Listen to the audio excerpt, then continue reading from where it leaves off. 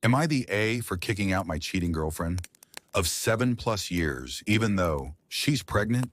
My girlfriend and I have been together for 7+ years, have long talked about marriage, and talked even more about future kids.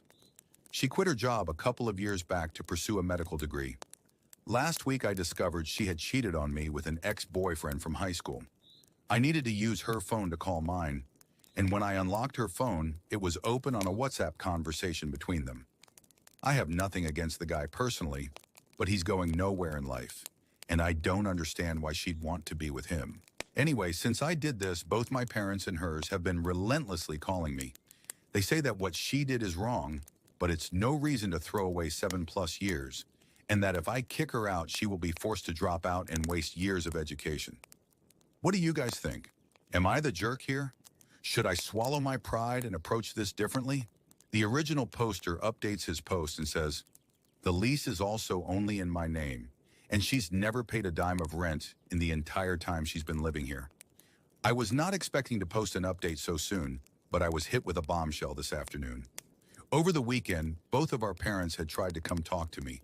However, I had simply ignored the knocks on the door, and eventually they left. However, of course, they know that I can't avoid work. So they waited outside my house this afternoon to ambush me as I got home from work. With them is my girlfriend. They insist I talk to my girlfriend, and I eventually relent and our parents leave.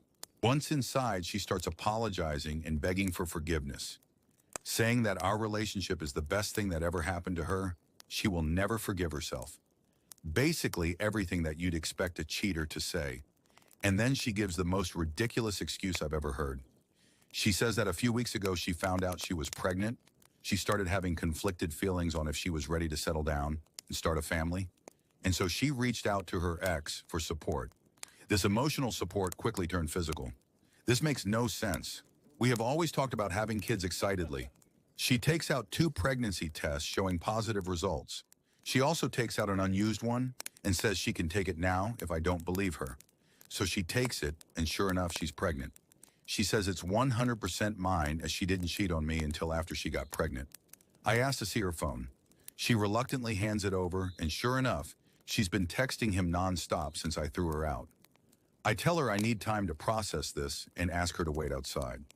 Once outside, I lock the doors, unblock her on WhatsApp, and send her a long text. I'm reciting this by memory so I don't have to open WhatsApp and see her reply. I told her, "Whether you end up having this baby is entirely up to you, but you should know the following. First, if the child is mine, I will be a good father and take care of it, but you will never be anything more than the mother of my child. We will never get back together. The moment you cheated on me, our relationship was over for good. Secondly, I will not interact with you at all until the child is born. Don't reach out to me until then. I want nothing to do with you. Finally, I will not have any role in the kid's life, nor will I sign any birth certificate until I get a paternity test. This child could have been the greatest blessing to our relationship and future. Instead, you turned it into an excuse to cheat. I will never forgive you for that." The original poster goes on to say, "I have not read her reply and don't intend to tonight. I also won't post any updates after this. I get the impression that the kid is probably mine, so I'm basically anchored to her for the rest of my life now." A commenter said, "Everyone sucks here" to my post. Did you consider talking to her about this? Look, I don't doubt what she did was beyond heartless and a sign of betrayal to the 7+ years you two spent together. She knew better, yet still decided to do something so gravely wrong without considering all the consequences. And that actions of hers surely caused a very emotional reaction on your side. However, as far as I've understood this, you didn't acknowledge her side of the story. Yeah, sounds stupid, but cheating does not necessarily mean she hated you and abused your trust and money for the whole time. Are all your emotions of 7 years gone suddenly? You feel betrayed and angry, yes, but it's doubtful whether or not it was all right just throwing all her stuff and her out without both a warning and a talk, plus also blocking her everywhere. She messed up big time, and you punish her like she was your enemy. She broke your heart, you probably destroyed her career. Maybe I'm wrong in actually acting like the jerk here, and maybe you actually did good by cutting her off.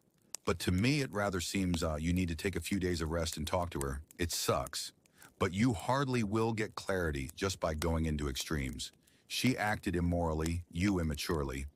Good luck to both of you still.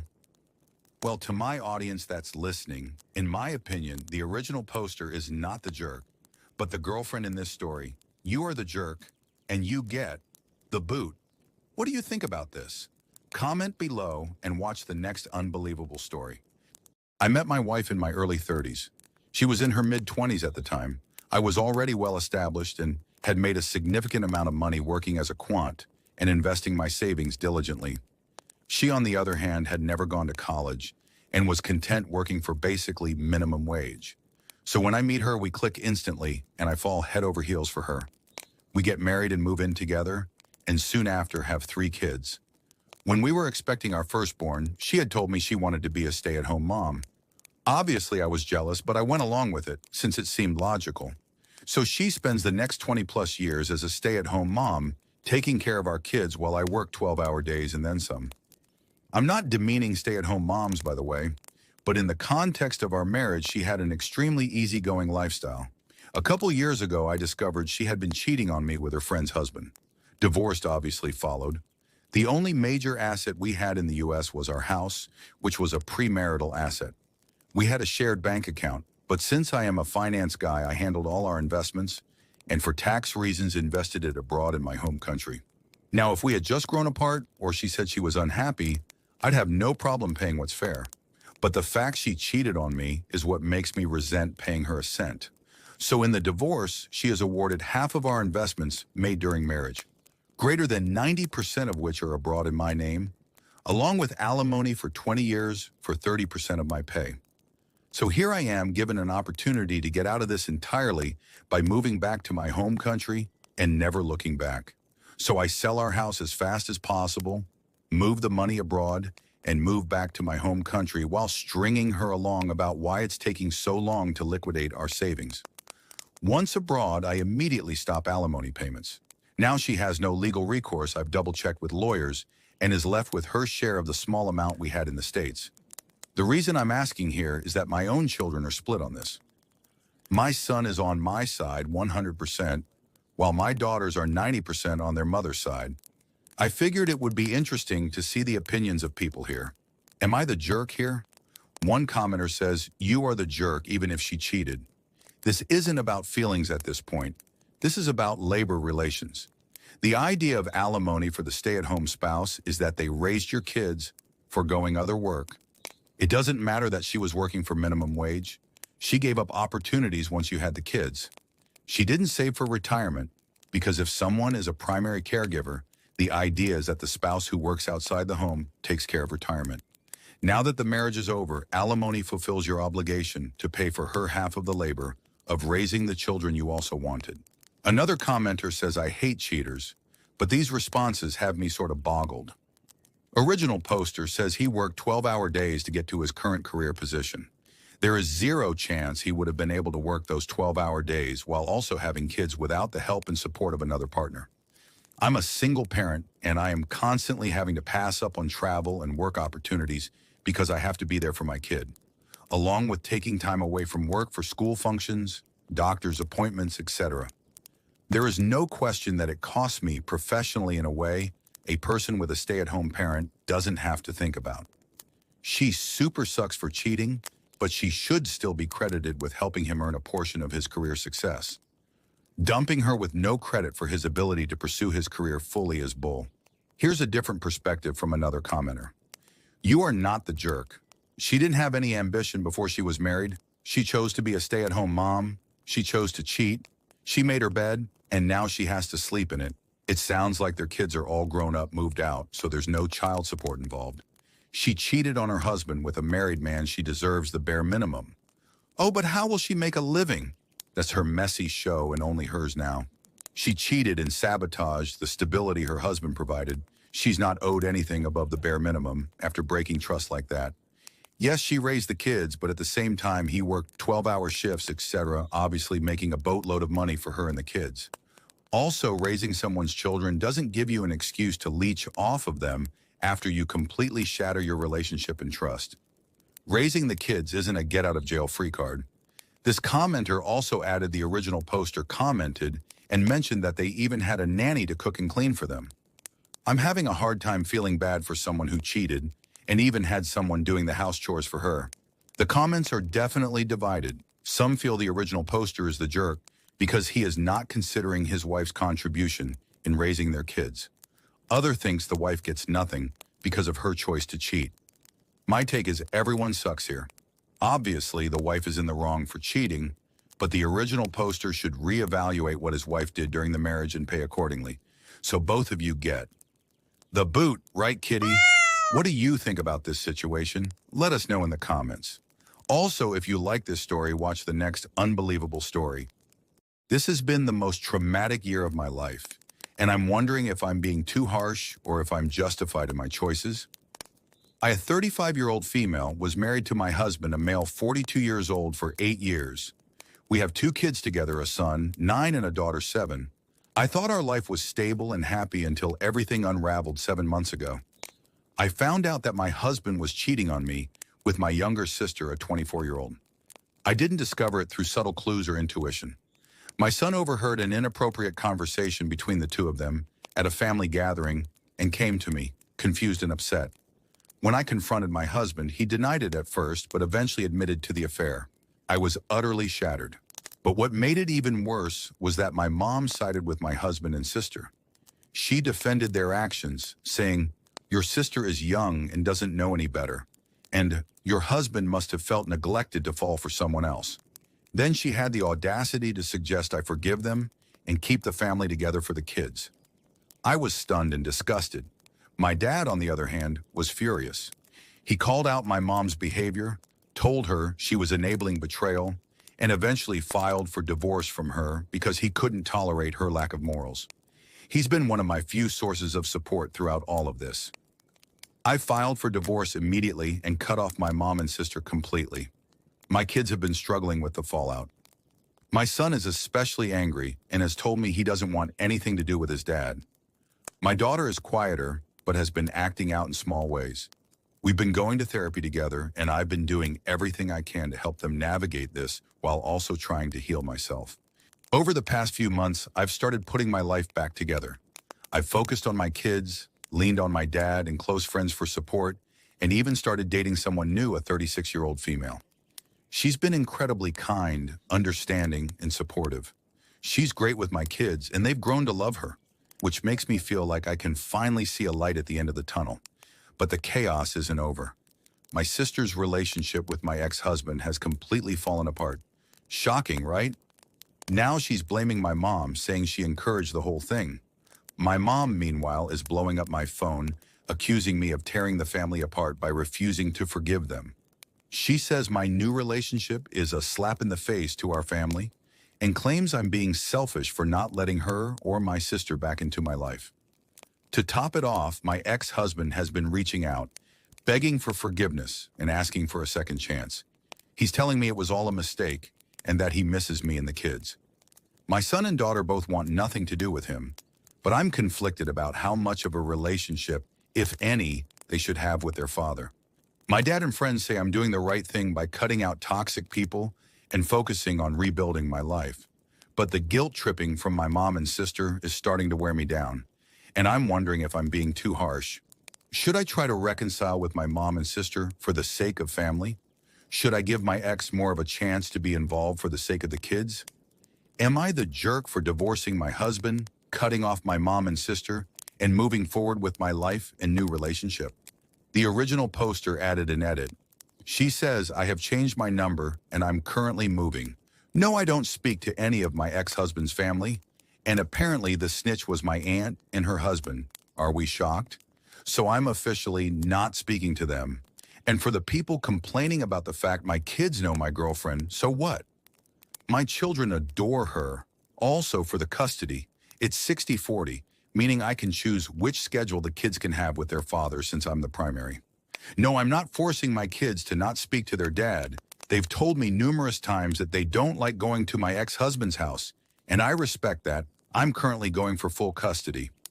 For the people telling me to get a restraining order, my lawyer said they haven't done anything to endanger my children and I, so I legally can't get one.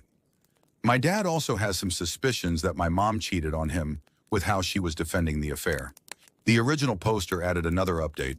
The people that suggested my mom may have cheated had an affair were correct. Apparently, my mom cheated on my dad early in the relationship, but said she stopped the affair when my dad found out. Spoiler, she didn't.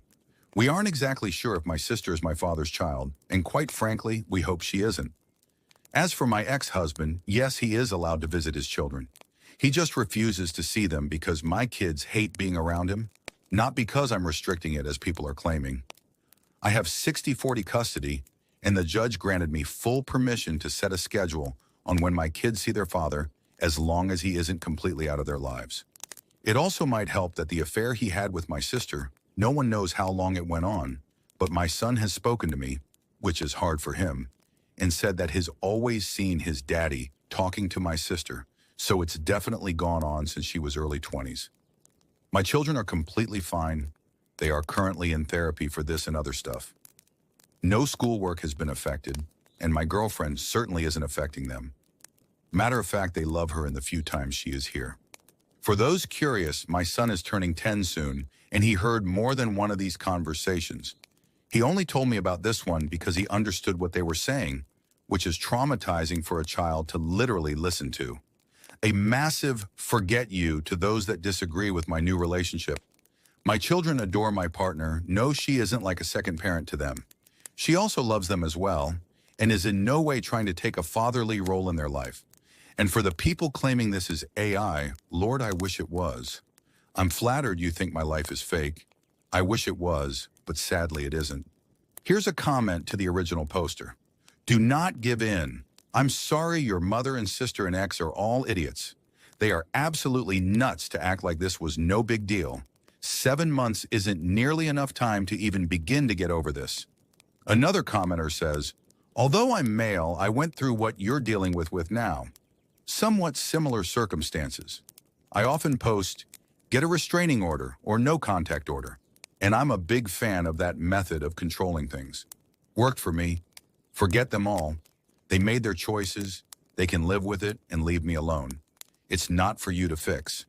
That wraps up a few comments from Reddit. I definitely agree that the original poster is not the jerk and her dad is the rock star. The dad supported her through all this family chaos, which is really toxic. The ex-husband, sister, and mom are the jerks here. In what world did they feel their actions were okay? Therefore, those three get the boot. Right, Kitty? What do you think about this? Tell me in the comments. Also, watch the next unbelievable stories. I'm a 56-year-old woman and my husband is 60. Our oldest daughter is 30, our son is 28, and our younger daughter is 26. For privacy's sake, we'll call our oldest daughter Kate, our son Sam, and our younger daughter Mary. We'll call Kate's boyfriend James. So Kate has been with James for almost 3 years. They currently live together. We always had family get-togethers during holidays and he attended along with Kate. He always seemed very kind, polite, mature, and down-to-earth. His family is very nice too. He and Kate seemed so happy and seemed to click so well. From what she shared, they had excellent communication and never fought and were even discussing marriage. About 7 months ago, Kate told me he had her ring finger measured at the jewelry store, and she was so excited. So were we. Unfortunately, 4 months ago, I found out from a friend's daughter that he was having an online affair. Long story. The family informed Kate. She apparently confronted James and he broke down crying and gave her all the details. From what Kate shared, he gave her full disclosure, did not blame her for anything, took ownership, and he is currently getting individual counseling. He wants to work through it, as does she. They're still together. She told me he's going above and beyond for her to make it up to her. I cautioned her in case he does it again. She told me he promised her he wouldn't and apparently can't believe himself why he even did it in the first place. He reached out to me and my husband and apologized to us. He was in tears. With Christmas Eve coming up, our usual family holiday dinner is approaching. It'll be me, my husband, Sam, his girlfriend, Mary, her husband, and hopefully Kate. I invited Kate but told her that this year we can't invite James. She seemed very upset. Apparently the past 2 months they've been rebuilding things. Went out on a romantic getaway. James is still getting counseling, gives her undivided attention and support. She said he acknowledged that it'll take a long time for trust to build back up. She told me if she attends without him this year, she'll feel like a third wheel among all the couples there. She said by not inviting him this year, it feels like her family isn't willing to give him another chance like she is. I'm not sure what to do at this point. I've spoken to everyone else, and they're all on board with not inviting him. Am I the jerk? Let's take a look at what some of the comments say. You are the jerk. You need to be in your daughter's corner right now. I've been through this with someone very close. Her partner cheated on her in a way that went beyond online, and while we had disdain for the broken trust and betrayal, and made it clear that we did not expect her to just forgive him, that we'd 100% back her if she divorced him, we also let her know we'd respect her wishes no matter what she chose. Ultimately, she is the one who was most hurt by this, and she gets to choose how to move forward. She chose to forgive him. It took a lot of time to build that trust back up. We obviously couldn't just forget what he'd done. Neither could she. But if she felt ready to bring him to family gatherings again, we would do our best to respect that and show her that we were in her corner no matter what and trusted her judgment. I understand that this man hurt her, and that hurts you. But they are trying to heal. You may not agree with that right now. You may never agree with that. But I think doing this, excluding him when she wants him there, may keep the wound festering. Your daughter, the one most hurt, is trying to move forward. If she can stomach living with him after what he did to her, I think the rest of the family can stomach it for her happiness during the holiday. Here's the next comment. You are not the jerk. You have every right to set boundaries, especially after James's betrayal. It's understandable that Kate wants to include him, but you're also protecting your family and making sure trust is rebuilt. It's a tough situation, but you're just looking out for what's best for everyone. If Kate feels hurt, maybe have a calm conversation with her to explain your feelings and concerns. Another comment agrees the original poster is not the jerk. It's understandable that you want to protect your family and set boundaries after what happened. You're not rejecting Kate, but just trying to protect her and your family. It's a tough situation for her, but you're allowed to make decisions that feel right for you. Maybe next year, if things improve, he can join, but for now, it makes sense to stick with your decision. There is definitely a mixed reaction of comments to the original poster's dilemma. Kate's boyfriend James has made a huge mistake that is hard to overlook. I agree with the original poster's decision to not let him come to Christmas dinner. Since the whole family's involved, I think it is better to let everyone enjoy the day without feeling awkward around James. The original poster should invite James over for smaller family gatherings to help rebuild the trust at a later date. Therefore, the original poster is not the jerk, but James definitely gets the boot. Right, Kitty? Let me know what you think about this in the comments. Make sure to watch the next unbelievable real-life story.